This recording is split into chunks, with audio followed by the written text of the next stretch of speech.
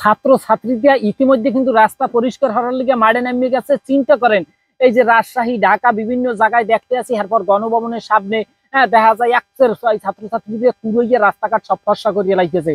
মানে ছাত্ররা যে চাইছে এই যে দেশটা সংস্কার হইবে, হ্যার কাজ কিন্তু হেরা করতে আছে।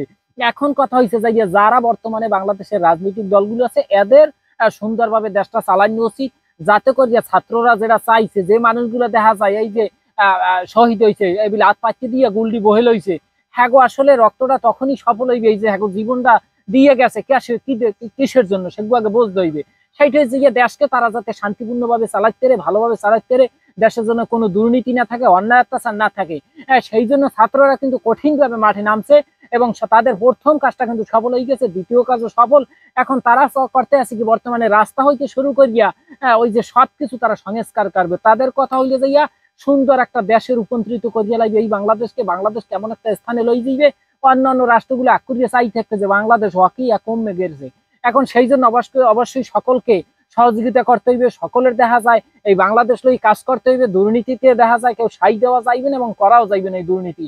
এখন চিন্তা করেন, এই যে আমাদের আফায় চলে গেছে, পরবর্তীতে যারা আইবে হেরাও যদি দেখা যায় হের মতো দুর্নীতি করে, হেলথ হইবে না।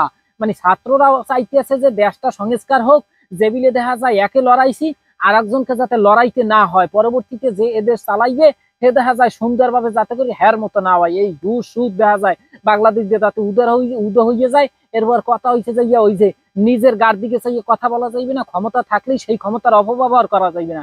এখন আমের অনেক ক্ষমতা আছে, আমি দেখা যায় যে আপনার হের লাগে দেখা যায় বাজাইয়া এটা দিয়ে লাইলেন চাইছুবার, এগুলো করা যাইবে না ভাই। কথা হয়েছে যাইয়া ছাত্ররা যার জন্য দেখা যায় নিজেদের জীবন বিলাইতেছে, ছাত্ররা যে আন্দোলন করিয়ে দেশটাকে দেখা যায় রক্ষা করছে বা এই যে স্বাধীন করছে, এটাকে ওই যে 1971 সালের পর আবার 2024 সালে স্বাধীন করছে, সবাই কিন্তু সেইটাই বলতে আছে। এখন সেইটা রক্ষা করতে হইলে অবশ্যই হগলডিকে সুন্দরভাবে কাজ করতে হবে, মাঠের মধ্যে থাকতে হইবে, দুর্নীতি করা যাইবে না এবং দুর্নীতিকে প্রশ্রয় দেওয়া যাইবে না।